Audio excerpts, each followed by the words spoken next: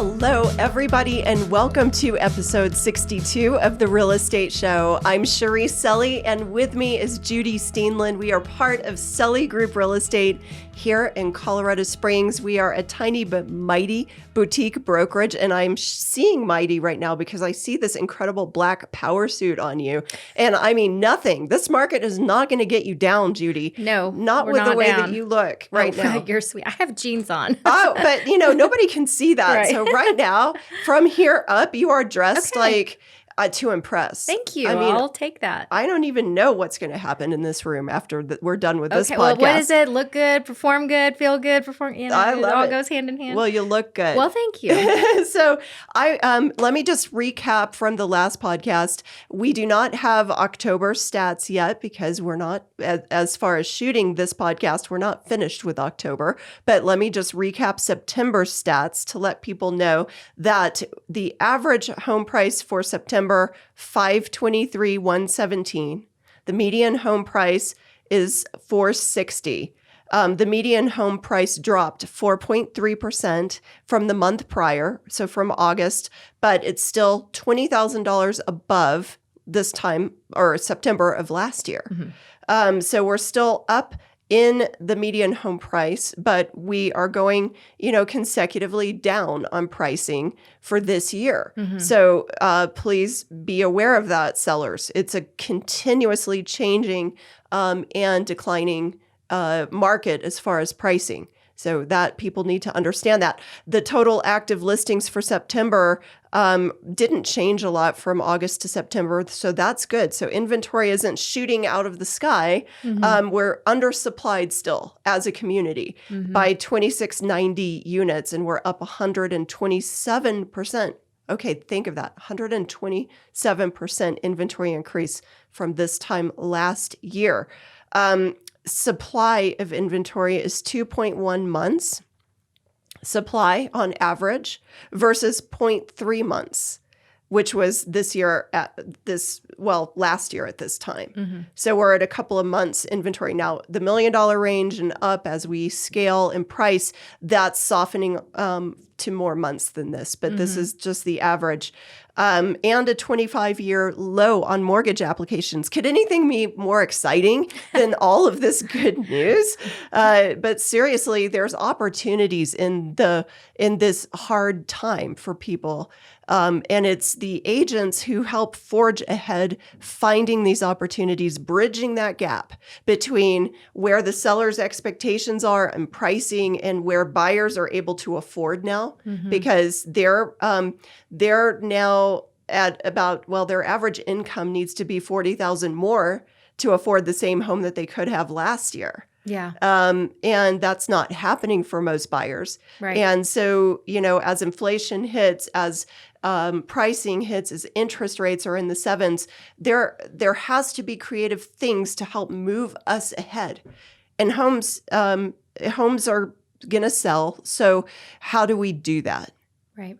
And Go ahead. And just going back to what you were saying as far as pricing goes and what the expectation is and income levels are, think about it from the perspective of a home buyer. So there were so many buyers that were on the sidelines because they just couldn't compete in the multiple offers that were happening. Mm-hmm. So they're on the sidelines, they're waiting. And think about, this is where my mind goes. I'm like, I feel badly for them because they might have been looking at a $600,000 price point, but based on where interest rates are now, they're looking at maybe $525,000 in the lower $475,000 range. Mm-hmm. So adjusting expectations is key. And some of that might be creative as far as buying a property that might need some renovations that they might do some update and upgrades on, but it's a different market than it was. It is. And, some other ideas. I think it's really interesting that Bill McAfee, the president of Empire Title that was on the show,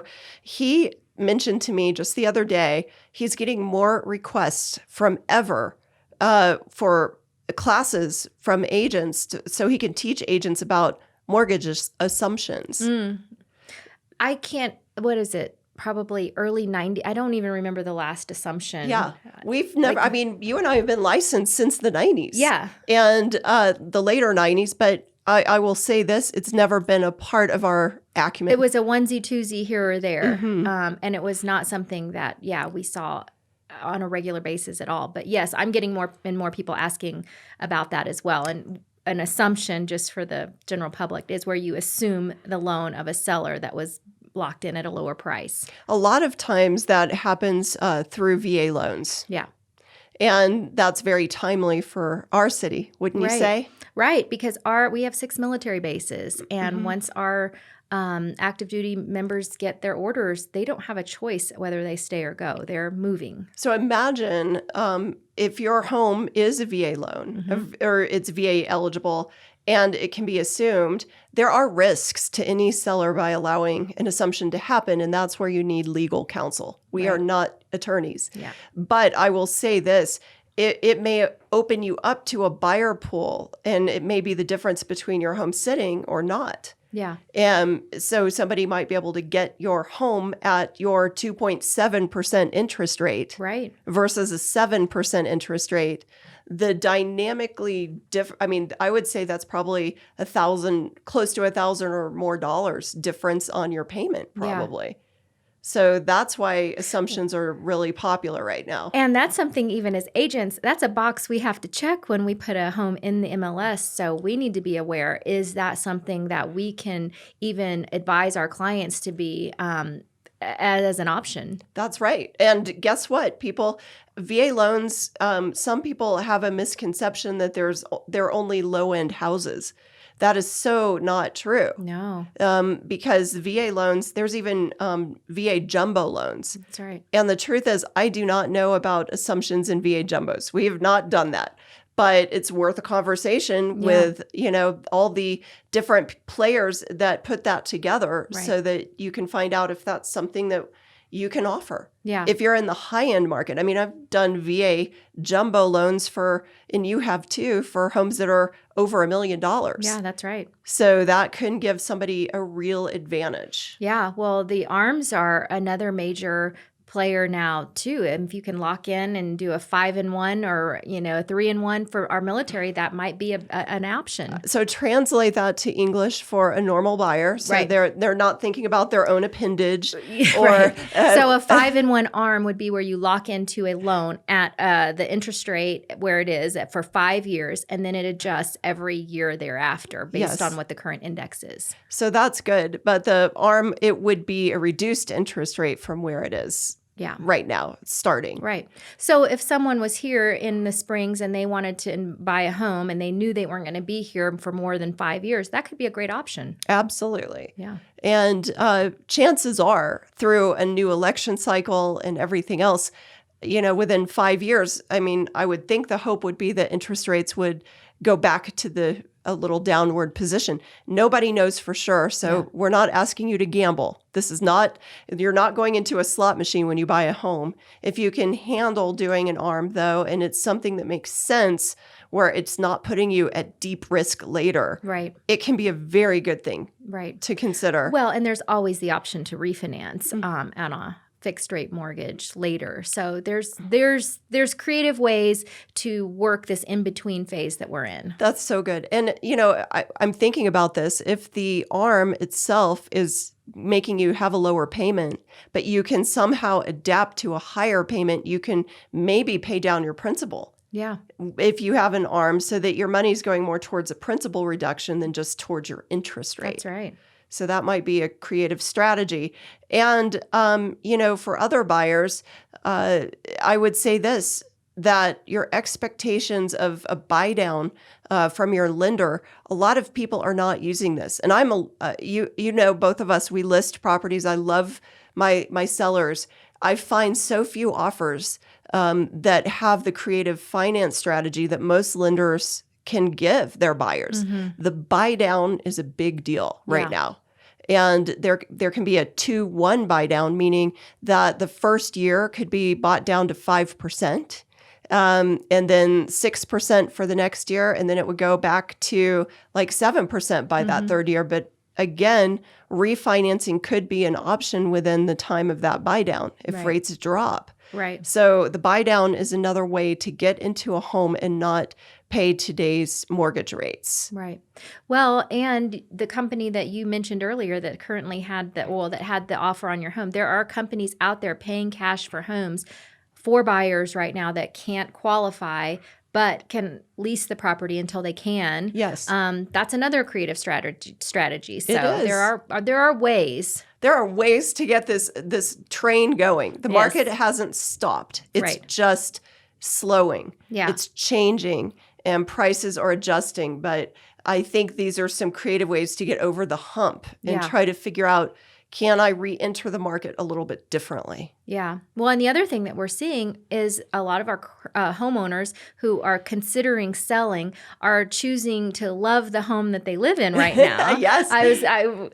They're remodeling, they're redesigning, they're creating spaces that they're happy to be in until the period of time comes that they can move. I love it. And Judy, I think you are very gifted in that arena. Yeah. Design is thank a you. part of your heart. It's even a part of your email signature line now. Well, that was birthed out of COVID. I mean, Yeah. when the real estate commission shut us agents down for that period of time, I mean, more and more people just wanted to love their homes. And the design part of my business has always been a love, but not something I offered separately. So I am doing that now, and it continues to grow. So you actually got a call from somebody that was looking even during COVID. Yeah. So explain that one. So we had a buyer that, has been intentional. Their goal was to find a new home. Yeah. They entered into multiple Offers. bids on most of the homes that they offered on were Mm-hmm. multiple bids, and they just couldn't quite get there. And so they're choosing now. I got that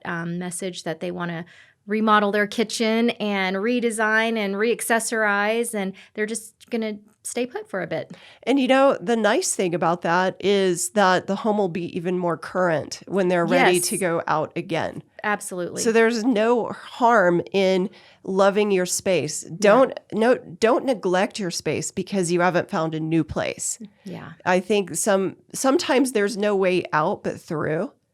And during that time where you're waiting, you can either let your environment rob you of all joy, or you can let your environment bring a new life into you. Yeah. And ultimately, it will attract a new buyer as well. Yeah, that's right. So I think that's the beauty of real estate. There is an art to it. Mm-hmm. It's not just,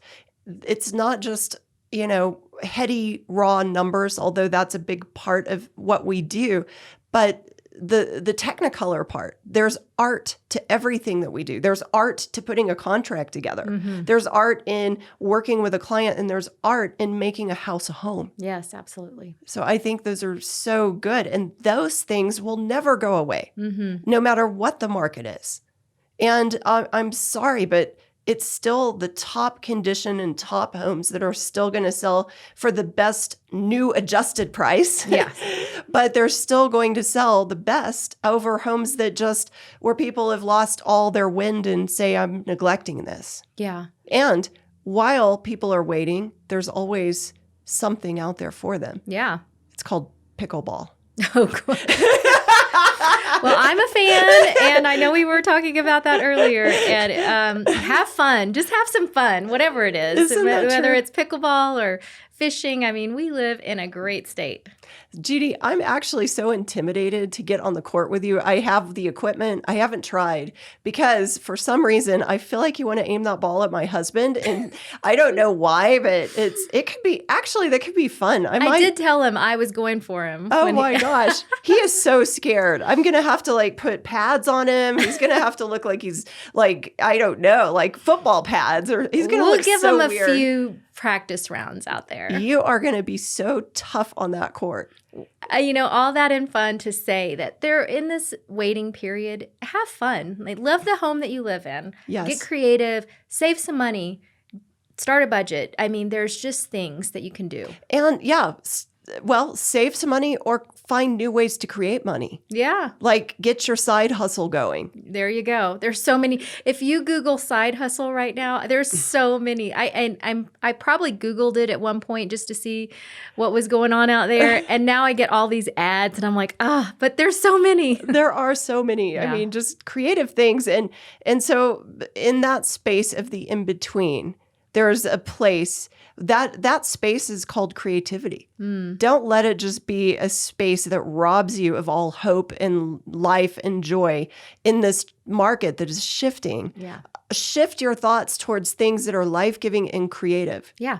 And you're going to find that you're going to be able to endure a lot better than the person who just throws in the towel and says everything is terrible and letting all the world events and economies and things that you can't control rob you of all peace. Yeah. I think that's our mama talk or something. There I you don't go. know. Yeah. I had to get that one out. I think at the end of the day, love where you live. And that doesn't just mean home. It's the here and the now. That's right. Yeah. I think in our life, we can be, our lives are homes to the people we love, so it starts inward and it manifests in everything you can do on the outward. So there's a lot to this, but we are here to answer your questions. We're here to keep you current on what we're seeing in the market. And we would love to have your feedback on other questions that you have on how the market is changing and what you need to know to help reinforce some things that will make it better for you. So thank you so much, everybody, for listening. Thanks to our clients, our wonderful clients who have been there through thick and thin with us. We appreciate you, and we will catch you next time.